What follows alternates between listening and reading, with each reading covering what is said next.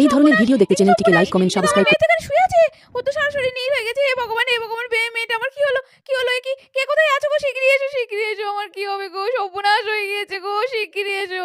পরিমা চোখ খোল মারে, কি সর্বনাশ হলো? কে কোথায় আছো গো? বেরিয়ে এসো।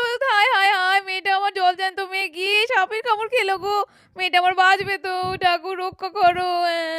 আর এদিকে ইন্দুর গলার আওয়াজ পেয়ে হন্তদন্ত হয়ে ডোনা আর ঠাম্মা বেরিয়ে এলো। ও বৌমা, বলছি কি হলো গো? পরি মেয়েটা ওরকম করে শুয়ে আছে কেন?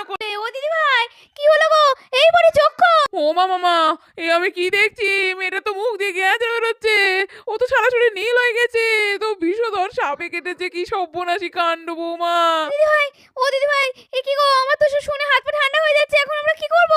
ও বৌমা শোনো, আমি যেটা বলছি সেটা আগে তুমি মন দিয়ে শোনো। শিগগিরই বিশু ওজাকে ডেকে পাঠাও।